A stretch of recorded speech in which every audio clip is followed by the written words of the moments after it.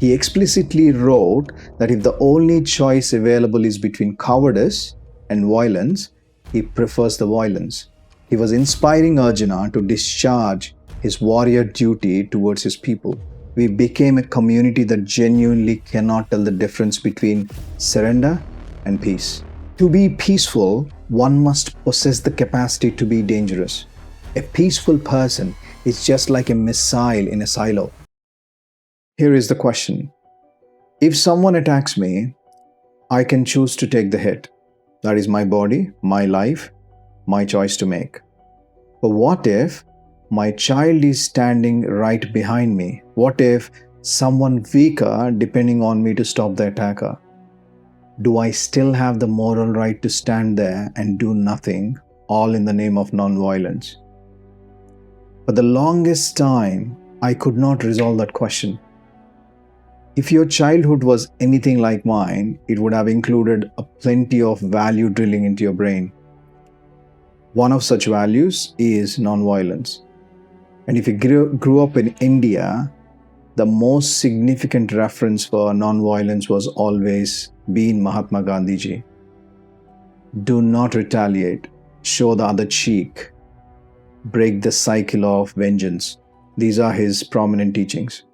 All of that sounds admirable, but the same society also tells us that we need military, we need police. A parent must protect a child. A citizen should step in when someone helpless is being attacked. I could not understand how military and police could exist in a world where non-violence is an absolute virtue. I found the tension between non-violence and the duty to protect as completely at odds. If you believe in one, how can you honestly believe in the other? They're mutually exclusive. It was only when I actually started digging into history, into what Gandhiji really wrote about, into what history shows us about ruthless adversaries, and into what our own epics and sacred books say about duty, that I began to see where we misread the line. What do our actual epics and history and sacred books say about the ultimate path to peace? And does the peace mean refusing to act even when your duty demands it and somebody else's life is on the line? These are the questions I want to explore in this video. Let's get into it. We all know that Gandhiji is well known for his practice and teachings of Ahimsa or non-violence. The whole show your other cheek originated from him. So my understanding of what he stood for, based upon what was taught to me in school, or the books I have read, or even the movies I watched until very late, is predominantly not causing harm no matter what the context is, period. It is usually demonstrated by taking insults, abuse, possibly beatings, but not hitting back. However, that is just half of the story. It only highlights the inaction part of his practice, but the other half, which is less discussed, is way more interesting. It actually talks about the immense courage required to practice non-violence. He explicitly wrote that if the only choice available is between cowardice and violence, he prefers the violence. So simply put, the ideal person for Gandhiji is the one who can face the attacker with absolute courage, accept the pain, even death if need be, without feeling the hatred and looking for revenge. Basically, his take is that other people's actions should not be able to destroy your moral character. That is an admirable principle, undoubtedly. I totally understand that not every single insult deserves a response. And revenge does create a cycle which is hard to break. So, if a person rejects the idea of retaliation, it breaks the cycle and the world is a better place for it. However, he clearly understood that people standing up for what they believe in. Conflict avoidance is not what he was preaching. But I'm not sure about you. I have never heard about Gandhiji preferring violence to conflict avoidance until recently when I started digging into history.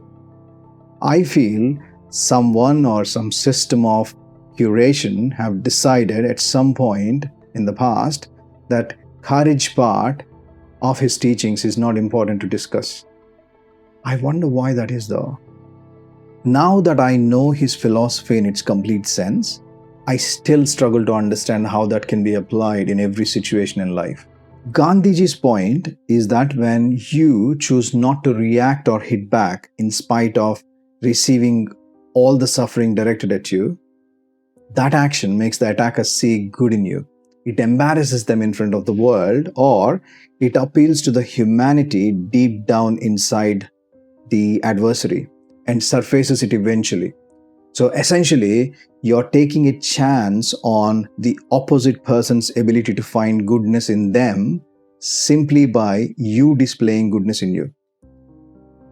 This approach, to be fair, worked for Gandhiji against British because British needed cooperation from Indians to collect taxes and run the government and do all sorts of work across the country. They are smaller in numbers and Indians are quite big. Also, on the world stage, the British needed legitimacy. Persistent, bloody brutality against a peaceful native population is not a good look for an empire wanting to preserve its global reputation. However, we cannot assume that this works against every single kind of adversary though. For example, what if the adversary wants your total removal, your expulsion, your forced conversion, or even complete eradication and destruction? Gandhiji's approach counts entirely on two specific assumptions. The first assumption is that your adversary operates on broadly the same moral ground as you, meaning you can actually embarrass them, expose them, or appeal to their basic humanity. The second is that your suffering is not their actual target. The suffering is just a tool for them to achieve their actual goal, which might be obedience. But what happens when those two assumptions are completely wrong? Certain human beings, even entire groups, are conditioned from childhood to operate with extreme ideologies. To them, you're a complete outsider. You're less than human being to them, and your rights or your basic humanity do not appeal to them at all. To those minds, causing harm to you is not morally wrong. In fact, in their world, it could be permitted or even celebrated, depending upon the context. Some human beings operate with psychological profile of a wild animal, or even worse. Just look at the horrific mindset of perpetrators in Nirbhaya case, for example. If I encounter a wild predator in a jungle that is dead set on killing me for sport or food, I cannot embarrass it into leaving me alone. I cannot show the goodness in my heart and hope that it magically melts the beast away. The concept of mutual respect simply does not exist in its world. And these are not just hypotheticals. History has given us plenty of brutal examples for what I have just described. The Holocaust was fundamentally about suffering and eradication. The suffering of Jewish people actually made Nazis super happy. It did not embarrass them at all. That is the exact reason why they built concentration camps to systematically watch millions of Jews suffer and die. The Kashmiri Pandits' exodus was not stopped by their neighbors worrying about moral legitimacy or systemic shame. In 1971, East Pakistan genocide was open campaign of displacement and eradication. It did not stop because the perpetrators had a sudden awakening of conscience. It only stopped through decisive military intervention from India. All of the situations I've just described required active resistance, heavy organization, and mounting an aggressive offense when needed. Simply put, a strategy that relies entirely on conscience of the adversary is a strategy for self-destruction. Because Gandhiji was the most significant figure of our independence movement, his teachings naturally became the foundation for shaping what's the ideal character of an individual in the country should look like. However, complex philosophies get stripped of the detail when you scale them up for mass education. Only the show the second cheek part made it into the mainstream textbooks. That was the part publicized to the masses. The other part, where he explicitly stated that violence is a preferred choice over cowardice when you're under threat, just became small print and got buried. For generations, this lopsided education made it incredibly hard for people to see the difference between actual conflict avoidance and choosing peace.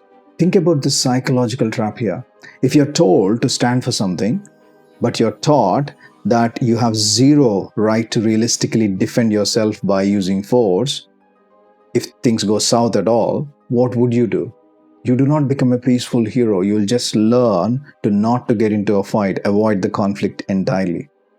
If you have ever watched dystopian movies like Equilibrium or Divergent, you know how the story goes. A society systematically conditioned from childhood to keep them obedient, slowly stripping away their identity, their instincts, their emotions until they forget who they actually were. The real world conditioning does not require a chemical. It uses curated history and half-truths. Over decades, we have been subtly primed to believe that accommodating everyone and believing in nothing too strongly are our defining characteristics. We became a community that genuinely cannot tell the difference between surrender and peace. And slowly, over decades, that exact avoidance became praiseworthy behavior for children. How many times have you heard a proud parent say, "My child is so good, he just minds his own business"? They usually mean the child did not fight back against a bully or look away when someone else is getting targeted. Think about the absolute irony of that. This is a land built by countless fearless warriors and freedom fighters, people like Chhatrapati Shivaji Maharaj, Bhagat Singh, Netaji Subhash Chandra Bose, and Alluri Sitaram Raju, and many more. Thank God that some of our ancestors resisted. They looked outside the matrix of their time and stayed grounded in reality. And they left us enough true knowledge to be found today. Yet, because that knowledge was buried, we started seeing the rise of labels like Hindu Darpok Hai, tags like Bania, or the global observation that Indians are soft targets. If you live abroad, you might hear this. Where did these all come from? They did not come from our true history. It came from this exact manifested behavior observed in us over decades of conditioning. The actor Matthew McConaughey puts this very eloquently in an interview when he broke down the difference between a nice man and a good man. A nice man gets along with everyone. He tries to please everyone around him, smooths things over, avoids friction at all costs, essentially because he does not believe in anything strongly enough to risk a conflict. But a good man, most of the time, he is a calm, pleasant, and a decent person, but he stands for things. He has a value system. He understands his duty, and when the line gets crossed, a good man is not a nice man anymore. By stripping away our core identity, we were conditioned to forget the distinction. We essentially became a community of nice men, confusing the act of surrender with actual peace. That brings us to a very interesting contradiction in modern Indian discourse. If you get into any argument around duty-bound action, you're very likely going to hear this one phrase: Ahimsa Paramo Dharma. People throw at it with absolute authority because it is picked up from Mahabharata. But if you actually read the book or even Gita and understand it, it does not take long for you to see that Mahabharata's message is much different than just that line. Think about it. Mahabharata spans over 100,000 verses. And what Krishna is doing for a massive chunk of it? He was inspiring Arjuna to discharge his warrior duty towards his people. Yes, that line Ahimsa Paramo Dharma is in the book Mahabharata. But the actual profound meaning of the text is that not acting on your duty just to keep your hands clean does not absolve you from the consequences. If Krishna wanted non-action or non-violence to be the ultimate message, he would have convinced Arjuna to give up fighting. He you would not be spending time in the middle of a battlefield preparing him to fight. This is exactly why modern thinkers like Swami Chinmayananda paired that phrase with the second half that reflects the true summary of the epic. Ahimsa Paramo Dharma, Dharma Himsa Tadaivacha, meaning non-violence is the highest moral virtue, but so too is force used in the service of dharma. Dharma does not mean tribal excitement of personal ego. It means duty, your duty to your family, your community, your country, or a defenseless stranger standing right in front of you. This is not just our ancient philosophy. This is also in our history. Look at Naga Sadhus at Gokul in 1757. These were monks and rishis, the men who had completely walked away from the material world to seek ultimate spiritual peace. Yet, when invaders sacked Mathura and marched on to their people, these sadhus did not sit deep in meditation and hope that the threat would pass. They had organized into warrior akhadas, picked up their swords, and stood on the front line in defense of their village. Why? Because they understand that when a predator is at the gate, refusing to protect the helpless is not holy. It is a sin. Force without duty is brutality, but duty without the willingness to use the force when absolutely necessary is not morality. It is just helplessness dressed up as virtue. The ultimate irony is that the actual message of Gita could not beat the censored educational content we were fed in schools. So, what's the actual difference between non-violence and cowardice then? Both result in causing no harm, so does the difference matter? It absolutely matters. The difference is the choice and the intent. To be peaceful, one must possess the capacity to be dangerous. This is very eloquently articulated by Jordan Peterson in many podcasts. There is no virtue in not causing harm when you do not possess the capacity to do so. If you're not strong enough to start with, there is no choice made in a conflict. You're just walking away to save yourself. When a weak person avoids conflict, the choice is made for them by their lack of capacity to act. Real peace when you can knock your enemy down, but you consciously choose restraint. Strength is a prerequisite for peace. Without it, you're not choosing. You're just surviving by avoiding the conflict. A peaceful person is just like a missile in a silo, devastatingly capable, but it remains unused for decades, hopefully forever.